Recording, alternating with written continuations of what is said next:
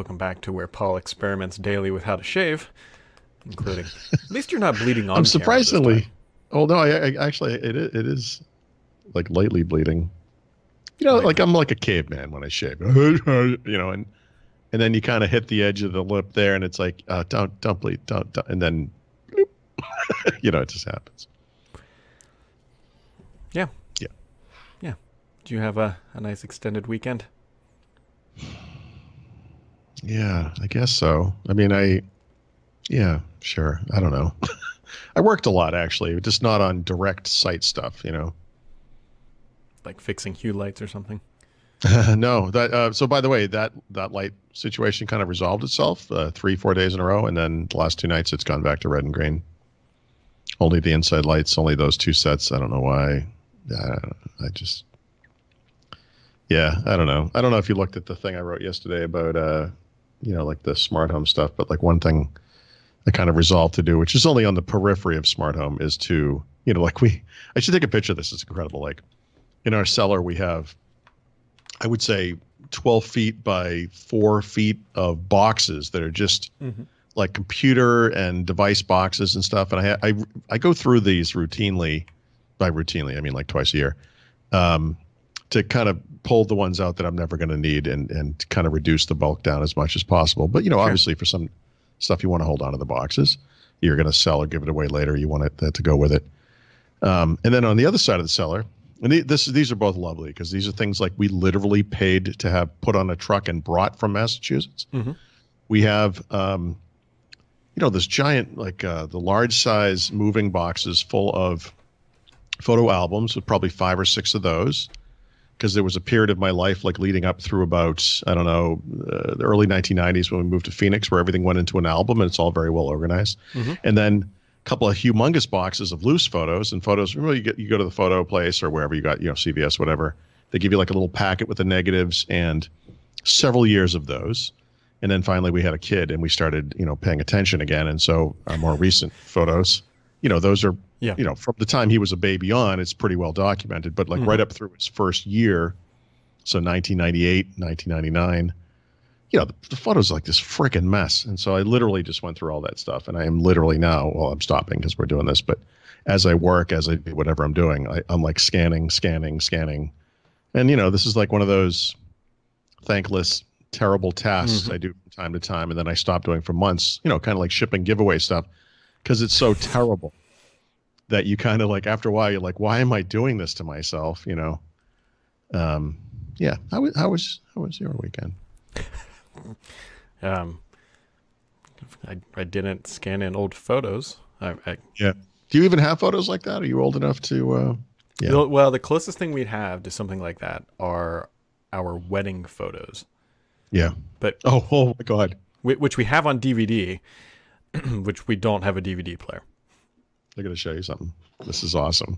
So, sorry to interrupt. I did, but this is incredible. So, let me find the 2 that I think are worth showing. Where's the other one? Did I actually already get rid of that?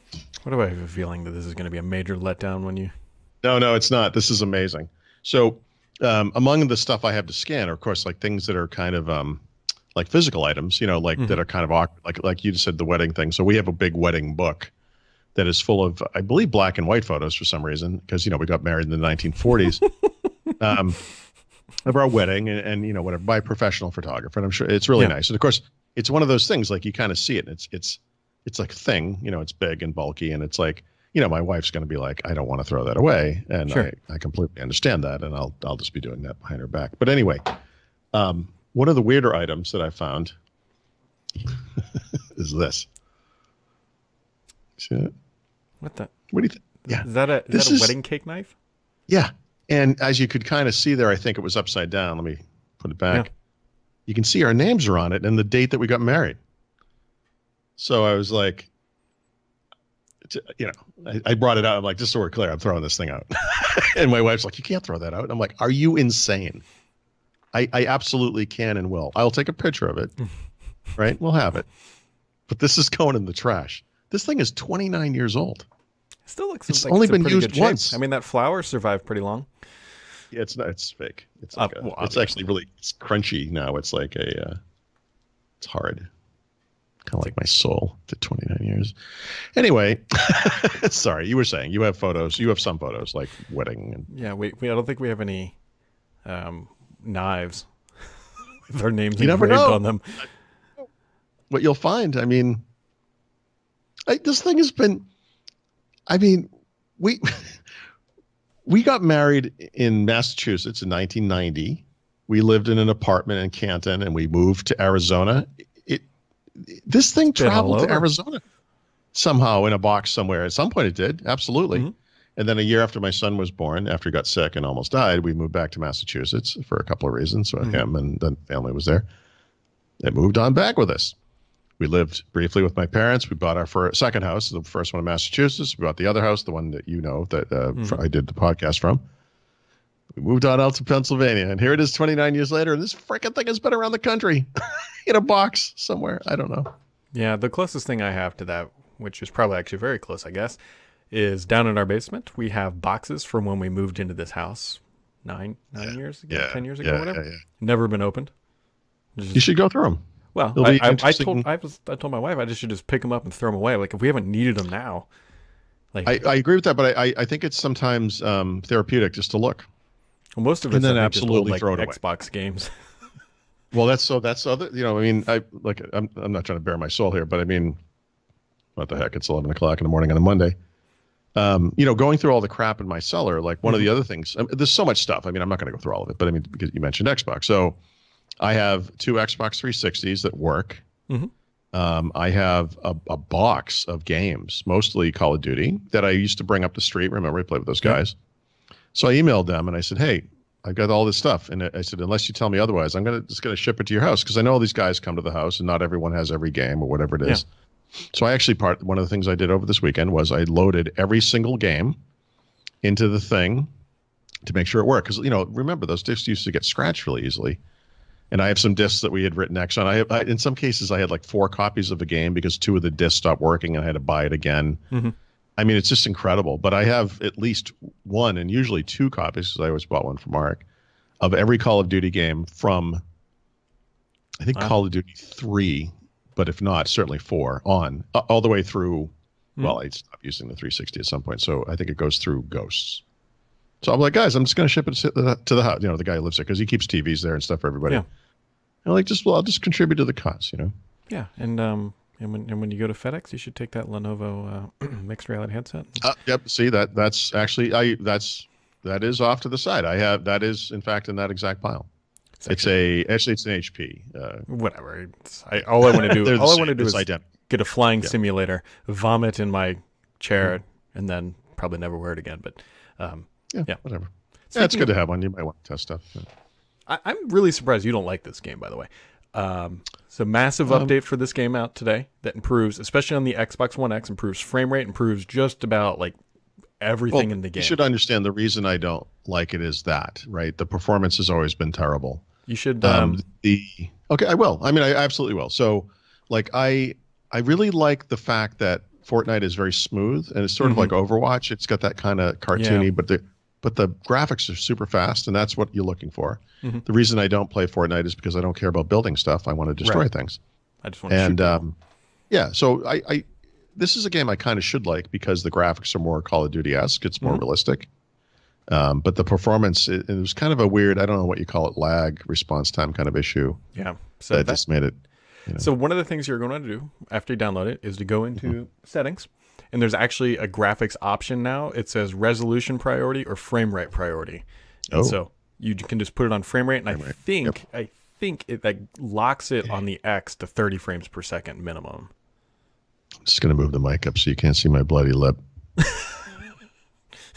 Anyways, this is now out. You can go download that and replay and, I don't know, shoot people and do all that fun stuff. It's a good update. Right. All right. I will. I'll look at it. Yeah, you should. You should. You know what I just scanned pictures of, by the way?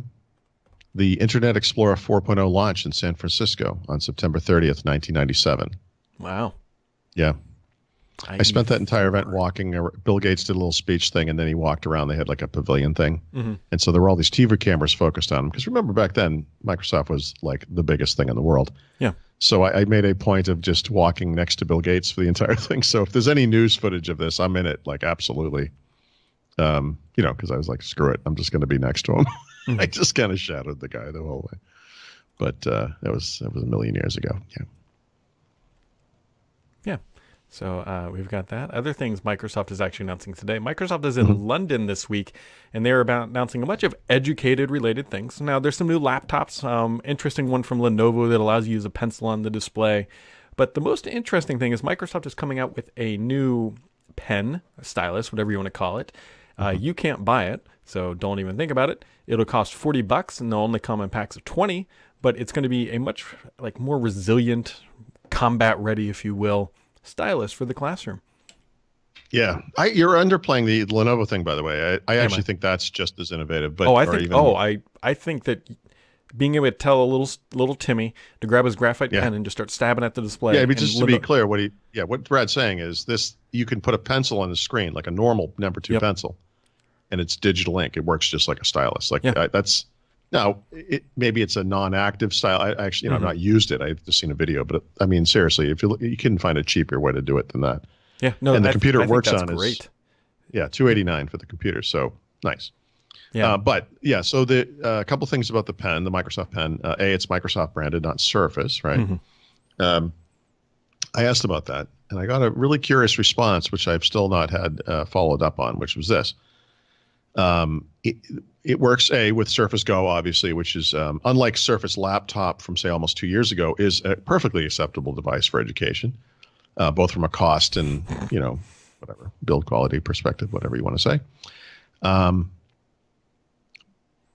But it also works with all Surface PCs. That makes sense, right? Because Surface Pen is compatible across the range. So this is Surface Pen compatible. And then the guy said, but it's also compatible with the growing range of third-party PCs. And then he kind of went on to the next thing. And I was like, hold on a second. I said, hold on.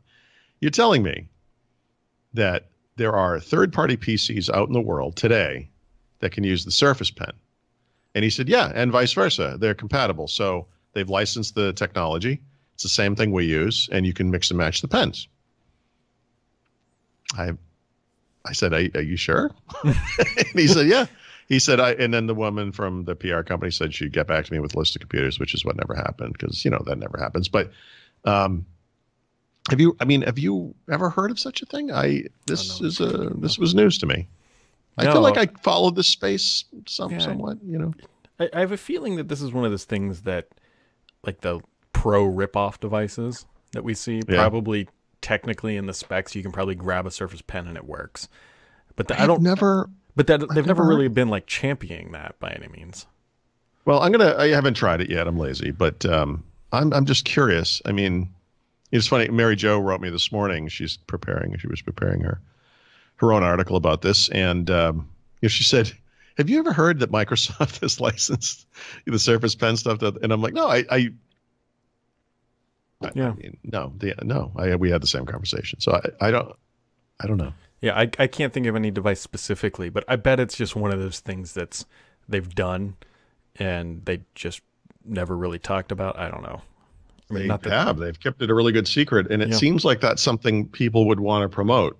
For example, I just have to make something up. I have no idea, but let's say you bought a Lenovo something that came with one of those pens that fits in a little garage. By nature, that pen's going to be smaller and thinner, and kind of it's harder to hold as a result. I mean, the Surface Pen is kind of the right perfect size, or whatever you want to say, a nice balance and so forth. It's got all the capabilities around tilt and pressure sensitivity. It's $100, but whatever, you just spend all this money, you want to use the pen. I mean, seems like a decent upgrade, but I've never heard anyone talk about this. Yeah. So I don't know. I don't either. Maybe it's like a Wacom thing or something. What is the digitizer technology Microsoft uses? Isn't it Entrig? They bought that Entrig. company. Oh, that's right. Yeah. Okay. They bought that company, I think, as they were about to go bankrupt or something like that. I think you're right. Yep. So they just actually, I think that's when they came out with the notion of Surface Pen. Yeah. I think if you go back to the first two Surface Pros, they didn't call it a Surface Pen. I don't believe. I think that branding might have actually started with Surface Pro 3. I'd have to look that one up, but yeah. Yeah, so that's all coming out. You can find more articles on petryandthreat.com or not, and just listen to us babble about their wedding photos. Yeah. Well, so I bring that up for a number of reasons. I intend to write about it. I mentioned it in passing in an article the other day, but yesterday, I guess. The reason I think it's worth writing is there's a lot that goes into this because it's not complicated, but it is time consuming, right? So I have a small flatbed scanner that could fit 3 photos on it, but when I scan 3 photos side by side, it creates 1 image. But if I spread them out a little bit, so if I just have 2, it will do 2, and it will separate them into separate image files, which is what you want. So you have that little bit of complexity. I don't know the exact date of many of these photos, right? So some of them I've written something on the envelope, or you can see the date of the, when it came back, and it's like, okay, this is from September 1997. We don't know what day in September, and it doesn't frankly matter all that much. But before I put this up into Google Photos and into OneDrive, I want to make sure that I've changed the metadata on all of these photos. So for now, I'm just kind of bulk scanning. I'm putting them in intelligent folder names and locations and file names so that I can later go back and tag them and not worry about the layout of how they are on disk. But, it takes a long time. Yeah. But then that process I just described, and I'm curious if you have any advice along these lines. It has been a long time since I've looked at the right way to edit the metadata of a photo file, like a JPEG, so that it's correct. In other words, when I upload this thing to Google Photos, I don't want it to go under the date I scanned it. Right. I want it to go, and I might want to even change geolocation if possible, right? These pictures were taken in San Francisco, for example. It'd be neat if they came up when I searched for San Francisco. Yeah. I'm sure there's tools out there, but I don't know off the top of my head. Yeah. No, I don't either. And that's part of the reason I mentioned it. Maybe someone listening will be like, oh, I have this awesome thing that does this. That'd be great. And of course, I'll be researching this myself. But right now, I'm kind of just doing the terrible, monotonous scan. Do you have like one of those like flatbed tray things and it goes like? No, I wish, and the other thing is, I have so many photos. I've sort of thought about services, and I've looked into this a little bit. They have the services where it's like a box. You can put all your photos in a box. But the truth is, I don't know that these things are in many cases in envelopes where it says a rough date and sort of a list of what's in there. Yeah. And if I get this thing back, I won't have that anymore. Yep. You know what I mean? And it won't be connected. And so there's that aspect of it. I used to have, and I no longer have, like a negative scanner. I obviously you could conceivably get better results out of a negative scanner, but for most of this stuff, I don't care. But we have these early photos we took the first time we ever went to Europe in 1993, and they're grainy and awful, and the weather was bad, and so none of them were very good. And I've sort of thought maybe I'll send those to a place, and I've noticed that in some places they actually offer a service where they'll send you like the original scan and then like an retouched or whatever. Yeah, but they're expensive. You could pay up to $1 a photo or something. Like, that's crazy. I can't do too much of that. Not cheap. Yeah. Anyway, just my own Sisyphean labor, I guess you'd call it. Well, we appreciate your sacrifices or something along those lines. Sure. You got anything else for this, not Monday, but definitely a Tuesday? Feels like, oh yeah, it does. Right. We were talking like it was Monday. Yeah, it feels like Monday. So no, I mean, by the time this episode posts, the education stuff will be out. So Mehedi has written some news articles that will cover the highlights of the news. And then like I did a year ago, I'll be looking at Microsoft's education efforts in perspective, because I think it was almost 2 or 3, I guess it was 2 years ago, right around now, I had written something to the tune of Microsoft can't afford to lose the education market. Yeah. And I kind of spelled out why that is. It's kind of obvious. And then they had the education event. There's been education milestones they've talked about, and it's all in the article. But a year ago, same show was happening, BET, which is over in London. And I kind of did like an update. Here's how they're doing. And the thing I just wanted to say to people, because, and we saw this in the forums just today, people get really depressed about Microsoft kind of scaling back on consumer and whether we can trust this company and consumer, et cetera, et cetera. I think we can point to major things like Office 365, OneDrive, Xbox, Minecraft, whatever, where it's not always the case, but I do understand where the negativity comes from. If you look at what's happening in education, you should have hope that Microsoft could, in fact, have a comeback in consumer, because education is really important for all the obvious reasons. And Microsoft has made a concerted effort to make it happen. And they've done an incredible job, like the depth and breadth of their offerings in education. At first, just to kind of match what Google was doing with Chromebooks and Google services, they give away all kinds of things like Office 365 and Flipgrid and on it goes. Learning tools, the stuff they're doing with partners with the pencil on the screen, and Minecraft in education. It goes on and on and on. It's an incredible push. And so if you are a kind of a defeatist or you're worried about Microsoft and consumer, I would just say, look at what they're doing in education and how they really shored that up. Satya Nadella recently said something to the effect of, we're going to make a much bigger push in consumer this year. And I just see what happens. I think this shows that the company can really make it happen when they need to, Yeah. It's kind of interesting. Mm-hmm. Is it snowing in that image behind you? What is that? Behind me? It's just like stuff moving by. It is kind of snowing, yeah. I mean, it's like a mountainous. Yeah, I couldn't see it before on the mountain, but yeah. Okay. Yeah. Yep. All right, folks. Well, that wraps it up for today, and we'll be back tomorrow on, Wednesday. Tomorrow's Wednesday. Sure it is.